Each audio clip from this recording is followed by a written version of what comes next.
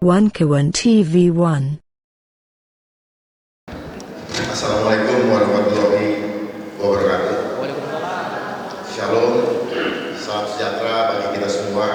Om Swastiastu, Namo Buddhaya, salam kebajikan, salam Pancasila. Salam Pancasila. Salam Pancasila. Merdeka. Merdeka. Merdeka. Tadi Ibu senior kita, sesepuh kita Ibu Siti Fadila mengatakan kita harus kembali kepada Pancasila dan Undang-Undang Dasar 45. Tetapi ketika saya pancing untuk salam Pancasila, kok lidah seperti keluh karena sudah tidak terbiasa lagi mengucapkan Pancasila, apalagi memaknainya. Dari sini kita bisa rasakan dan bisa terlihat bahwa apa yang sedang terjadi di bangsa ini adalah akibat dari kebiasaan yang dibangun kembali oleh sistem. Apa yang disampaikan oleh Ibu Siti Fadila tadi 1000% itu adalah kebenaran. Pada kesempatan saat ini saya ingin menyampaikan sedikit, saya rasa tidak akan terlalu panjang-panjang, mengenai permasalahan negara kita yang saat ini kita sedang rasakan dan alami.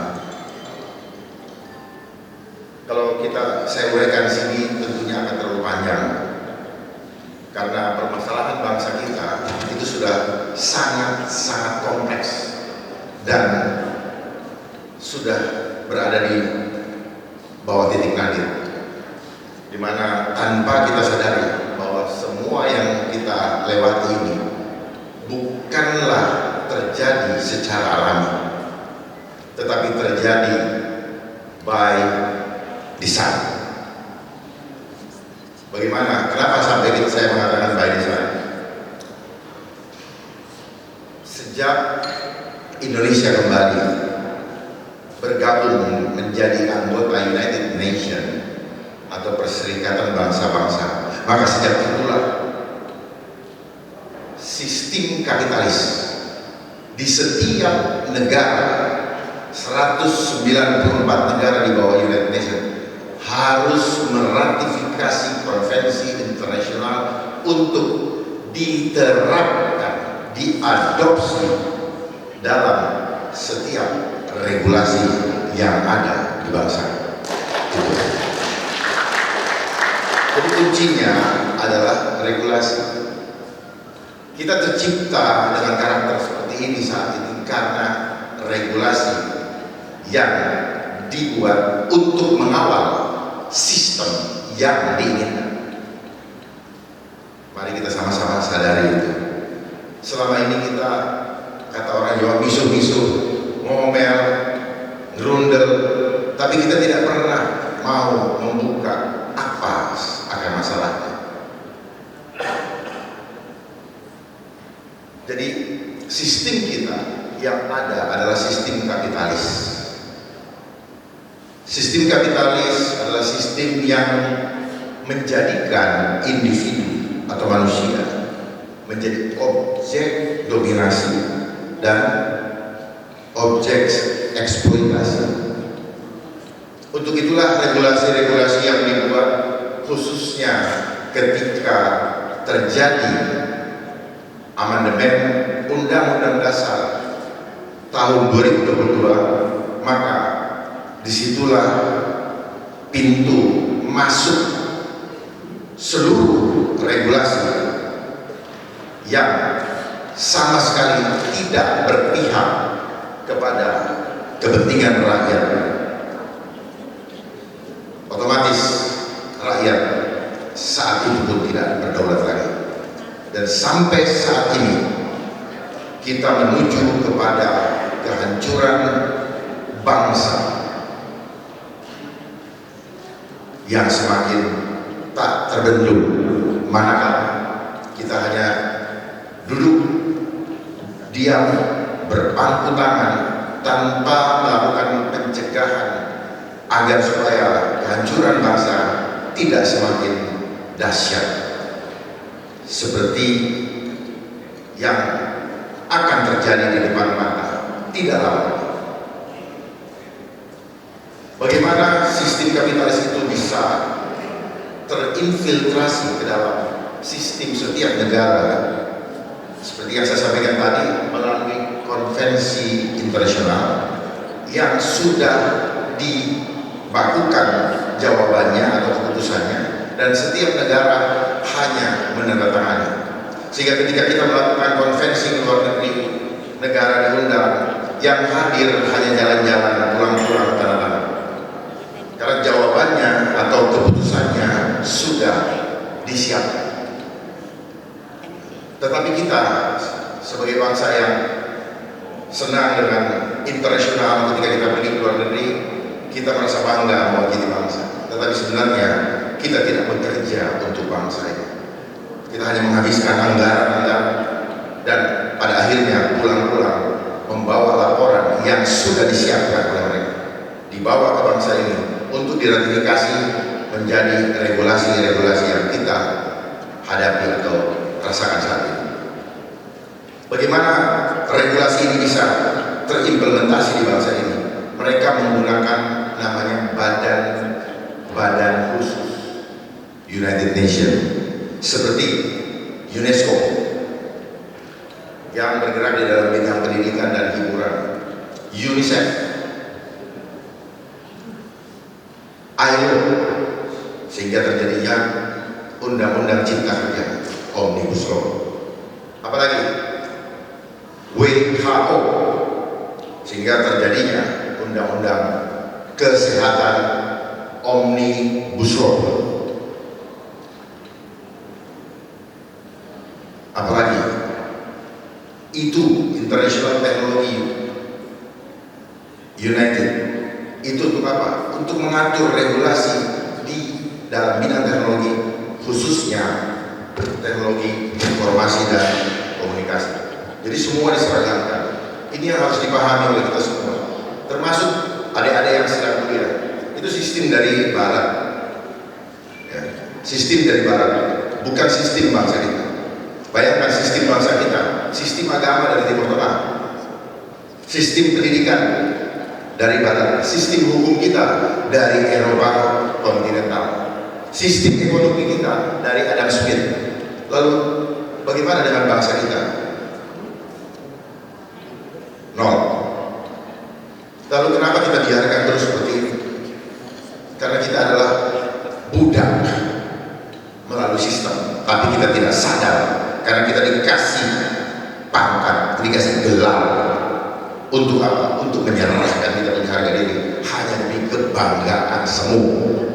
Tetapi jiwa kita adalah jiwa-jiwa yang terobos. Buktinya apa?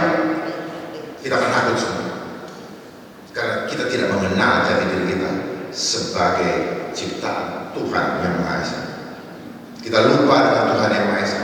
Kita menggunakan slogan Pancasila sebagai falsafah, tetapi kita lupa bahwa kekuatan Allah Akbar ada di setiap ciptaan, manakala dia sungguh-sungguh menjadikan Tuhan sebagai hukum tertinggi di dalam hidupnya. Itulah sebabnya kenapa regulasi-regulasi yang kita hadapi atau kita dapatkan saat ini sama sekali tidak berpihak kepada rakyat, karena tidak sesuai dengan nilai-nilai Pancasila dan Undang-Undang Dasar 45 lagi.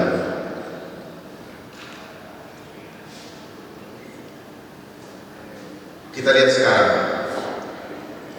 kita ribut dengan adanya polusi yang sedang terjadi, terutama di Jakarta, karena di daerah lain tidak semasif di Jakarta. Kita harus cerdas. Apa tujuan daripada mengeksploitasi atau mensosialisasikan polusi? Kita harus lihat udang di balik batunya. Ini ada hubungannya dengan terbitnya Undang-Undang Kesehatan, dan akan diberlakukan pasal 353, yaitu apa? Kejadian luar biasa. Perhatikan, setiap kali ada undang-undang, itu adalah untuk mewujudkan hajatan yang akan mereka lakukan di depan. Perhatikan, setiap ada regulasi yang dibuat karena mereka sudah punya agenda di depan. Ingat baik-baik itu. Jadi seperti event organizer. Jadi kalau ada hajatan, maka dibentuk panitia dan dibuatkan regulasinya. Jadi dengan undang-undang kesehatan Omnibus Law, ada skenario besar di depan yang akan mereka lakukan. Yaitu apa skenario-nya? Mengambil seluruh hak hidup manusia dari tangan Tuhan. Karena undang-undang kesehatan Omnibus Law yang diinisiasi oleh WHO, karena apa? Karena Indonesia adalah bagian daripada United Nations menyerahkan kedaulatan kesehatan bangsa kepada WHO melalui pandemi treaty, dan sudah ditandatangani oleh Menteri Luar Negeri. Itulah kenapa undang-undang kesehatan begitu berjalan sangat cepat dan singkat. Artinya apa? Ada kebutuhan mendesak yang mereka ingin lakukan di depan. Catat teman saya, pasti terjadi. Dan tidak lama lagi pasal 353 Undang-Undang nomor 17 tahun 2003 akan diberlakukan. Yaitu apa? Kejadian luar biasa akan mereka singkat dengan KLB, di mana kriterianya sedang mereka siapkan. Apa kriterianya? Terpenuh rumah sakit, banyaknya korban, dan penyebarannya atau dampaknya sudah meluas, intensitasnya tinggi. Baca pasal 353, di situ semua sudah ada. Kriteria akan dilakukan supaya apa? Supaya sah menjadi KLB. Tapi apakah hanya sampai situ? Tidak. Ini adalah regulasi yang sebenarnya jahat, tetapi dilegitimasi lewat legislasi, melewati legislatif, sehingga dia menjadi konstitusi yang seolah-olah yang mengharuskan kita mematuhi regulasi atau undang-undang itu untuk melindungi perbuatan jahat yang akan mereka lakukan terhadap kita semua, bapak, ibu, anak, dan seluruh keturunannya. Saya buka apa yang dilanggar dari undang-undang kesehatan tersebut. Yang dilanggar adalah pasal 28 Undang-Undang Dasar 45. Apa? Hak untuk hidup, mempertahankan hidup dan kehidupan, itu dilanggar. Kita nanti tidak lagi berhak untuk mempertahankan kehidupan kita. Yang berikutnya, hak atas kebebasan meyakini kepercayaan, mengeluarkan pikiran dan pendapat sesuai dengan keturunannya.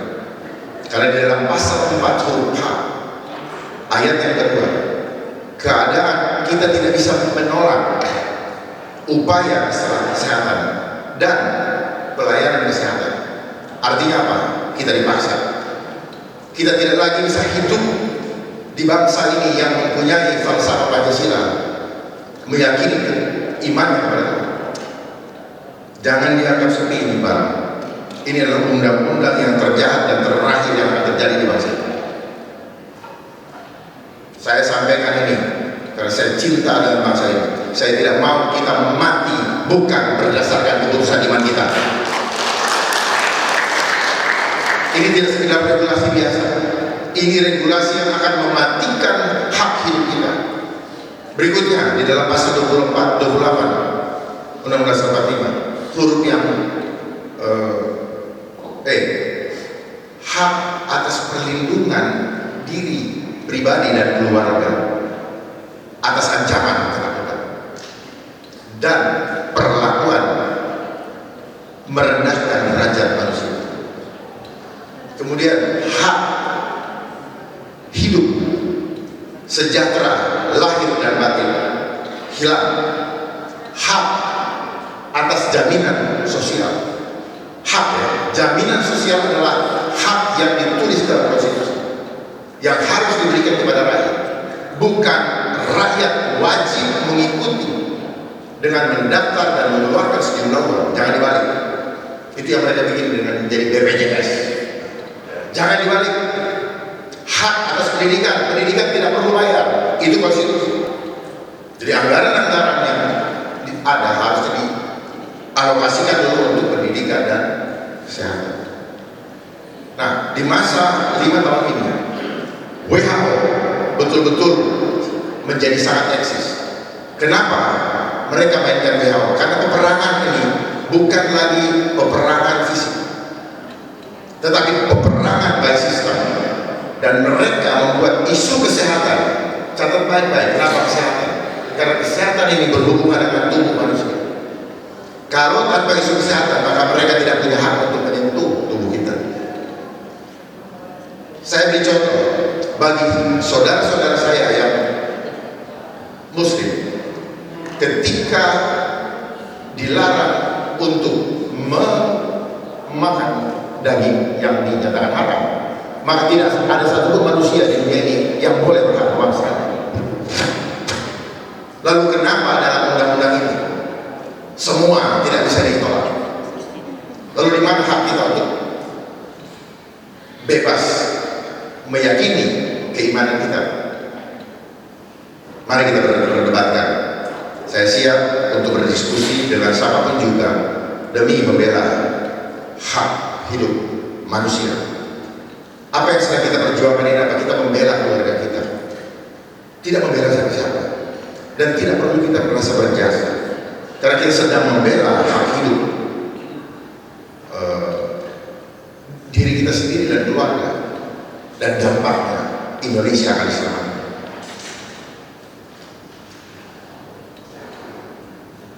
Kemudian bagaimana mengenai tanggung jawab?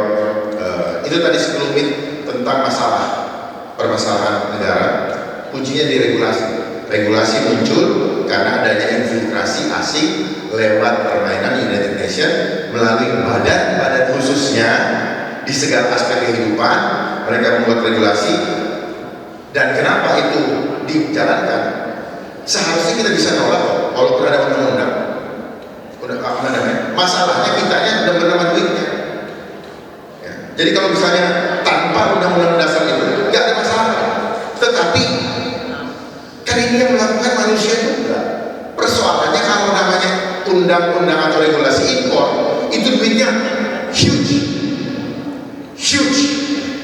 begitu besar. Makanya mereka mainkan psikologi intelijen karena menyadari kelemahan manusia adalah ketamakan. Ketamakan itu, lihat bagaimana bangsa ini timpang antara yang miskin dan yang kaya. Lihat sekarang bagaimana rempah. Kalau nggak ada duitnya nggak akan dibiarkan. Potong saya punya kuping, potong leher saya kalau saya salah. Tidak ada manusia di dunia ini mau berbuat kalau nggak ada untung. Itu persoalan. Nggak ada yang mau berbuat karena tulus. Orang hanya menangis. Orang kalau sudah menangis baru bisa bicara tulus. Tapi kalau lagi senang tidak ada ketulusan. Kenapa? Karena di sekolah udah diajarin cinta anak-anak. Salahnya sendiri mengikuti sistem barat. Kenapa sekolah ukurannya kuantitatif? Di situ akarnya. Di situ telah dibangun mindset. Undang-undang yang ada, baik cipta kerja, baik undang-undang IT, itu adalah mindset di mana mereka mau membatasi kesewenang-wenangan dalam perilaku, tapi dilindungi oleh undang-undang. Jadi saya setuju 1000% apa yang Siti Fadila sampaikan, bahwa kuncinya adalah sistem yang dikawal dengan regulasi. Nah, tetapi bagaimana ini semua bisa terjadi? Karena mereka sudah punya 3 agenda utama. Yang pertama, money, mereka kuasai. Lalu lewat permainan hutang, negara dikuasai power itu. Mereka mendapatkan power tanpa mereka hadir. Nah, setelah power dikuasai, mereka membuat regulasi untuk melakukan kontrol populasi. Jadi lewat power itu mereka membuat regulasi untuk mengawal sistem yang mereka inginkan terwujud. Nah, sejak adanya amandemen Undang-Undang Dasar 45 tahun 2002, di situ masuklah agenda kontrol populasi, agenda terakhir. Dan di abad atau di era 2000, tahun 2020, mereka membuat agenda 21, agenda 21. Dengan programnya apa? Pasti Bapak Ibu sudah hafal. Sustainable Development Goals. 17 program yang akan mereka lakukan. Tapi mereka siapkan dulu regulasinya dalam bentuk undang-undang. Dan semua regulasi atau semua program yang mereka siapkan, baik itu no poverty, tidak ada kemiskinan. Yang sebaliknya, mereka akan memiskinkan sehabis-habisnya. Terus no hunger, zero hunger, yang ada kita akan dibuat serapat-rapat. Karena mereka akan masuk regulasi gizi di Undang-Undang Kesehatan Seksual. Jadi kehidupan Bapak Ibu mulai dari kandungan atau kalau ibu sudah mengandung itu sampai mati diatur oleh undang-undang itu. Jadi kita tidak punya free will lagi. Ini yang saya katakan. Undang-undang ini adalah undang-undang kejahatan kemanusiaan yang mengambil otoritas Tuhan sehingga kita, hidup mati kita ditentukan oleh manusia lewat sistem. Manusia mana? Manusia yang berhati iblis. Karena kehidupan ini hanya pertarungan kekuatan Tuhan dengan pertarungan kekuatan iblis yang memanfaatkan manusia-manusia yang senang dan mendewakan Tuhan. Tidak ada lain, gampang sekali melihat. Itu saja mungkin yang saya dapat sampaikan, tapi saya mau menyampaikan di sini satu lagi, tugas bagi para capres atau cawapres nantinya. Yang pertama, catat baik-baik, cabut semua undang-undang yang tidak berpihak kepada rakyat. Sekali lagi, cabut semua undang-undang yang tidak berpihak kepada rakyat. Sejak tahun 2002 sampai dengan hari ini. Dan yang paling berbahaya adalah Undang-Undang Kesehatan Omnibus Law. Karena dari nomenklaturnya saja itu adalah nomenklatur impor, bukan bahasa Indonesia. Kelihatan kan? Terlalu gampang melihatnya.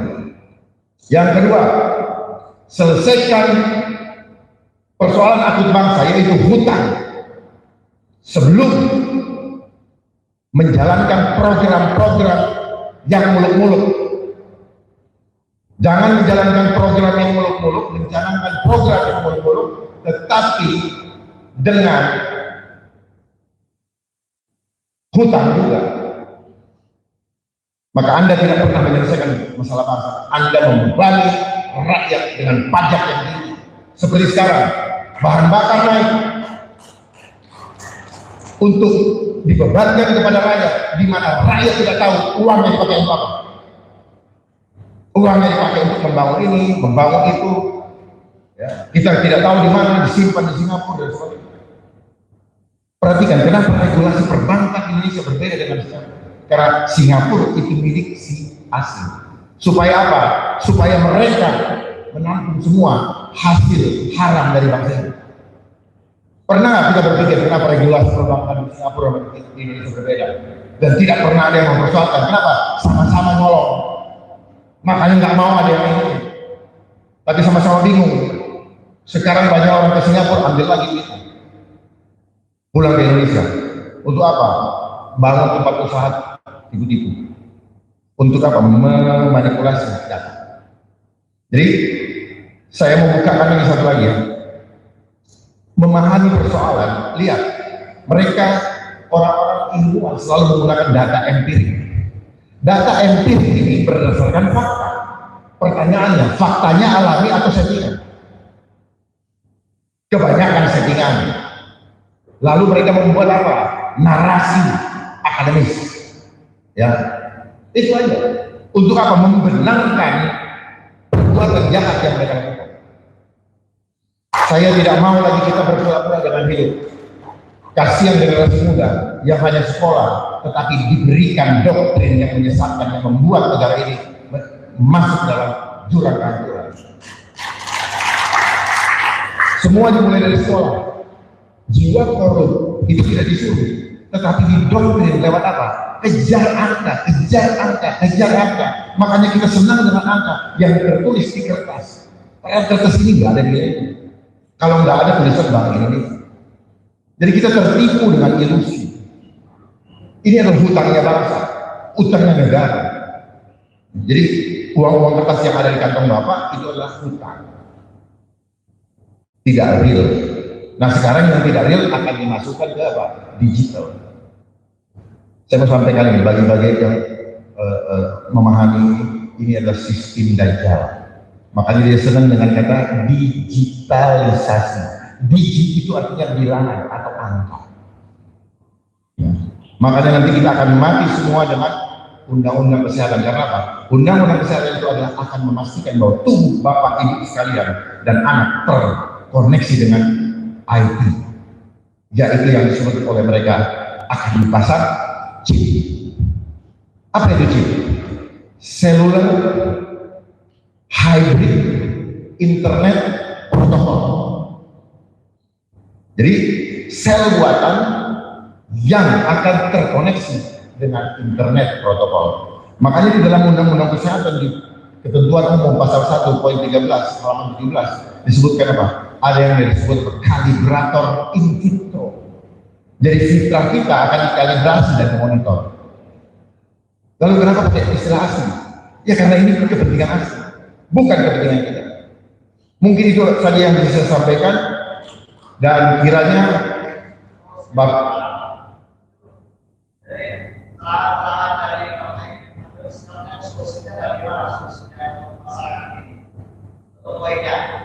untuk masyarakat, saya sedang berbicara untuk calon pemimpin karena di mana-mana pemimpin menentukan. Rakyat itu hanya jadi objek, tapi rakyat itu menyerahkan harapan dan nasibnya menitipkan kepada pimpinan, para pemimpin. Tapi kalau pemimpinnya tidak amanah, maka harapan itu menjadi sia-sia. Ya. Jadi sekali lagi saya ulangi lagi, ini untuk ketiga para capres, karena ini live biar dicatat baik-baik. Satu, cabut semua undang-undang yang tidak berpihak pada rakyat. Dengan cara bagaimanapun, asal konstitusional. Tetapi kalau tidak, caranya Tuhan akan jalan. Yang pertama, yang kedua, selesaikan hutang secepat-cepatnya. Kalau perlu oleh pemimpin yang saat ini dulu, jangan membebani untuk pemimpin berikutnya. Tetapi sebagai calon presiden nantinya, dia harus punya kemampuan dan konsep untuk menyelesaikan hutang yang hanya bisa yang sebenarnya hanya bisa diselesaikan hanya dalam satu hari kalau tahu caranya. Karena ini adalah sistem mafia, maka cara kita pun tidak bisa dengan cara normatif. Ya. Buktinya apa? Orang kaya pinjam uang ke bank tanpa tanggungan, hanya dengan apa? Personal guarantee. Saya sebagai orang miskin mau pinjam ke bank karena saya polisi, udah nggak bisa lagi. Nggak bisa kan? Nggak dipercaya. Kami nggak dipercaya karena memang kelakuan kami dibuat oleh sistem menjadi tidak bisa dipercaya. Supaya apa? Supaya bisa diadu domba. Yang terakhir, jangan membuat program berbasiskan hutang lagi. Percuma rakyat yang akan menderita. Dan saya hidup kepada seluruh rakyat Indonesia, jangan pernah percaya dengan agenda muluk-muluk. Karena selama saya hidup, saya melihat, saya dari mulai bawahan sampai sekarang, saya paham sedetailnya apa yang terjadi, bahwa sistem ini adalah sistem yang korup. Makanya semua narasi yang keburukan daripada pejabat itu ada di BPK. Tinggal rezim mau angkut atau tidak. Kalau tidak nurut, angkut. Tetapi sengaja dijadikan komorbid seperti yang kita lihat sekarang. Supaya apa? Supaya selalu bisa dipegang kornya sampai tidak terganggu. Makanya banyak orang gagal di depan, begitu dikasih tahu boroknya meletot. Mari kita siapkan diri kita untuk tidak meletot menghadapi resiko apapun juga.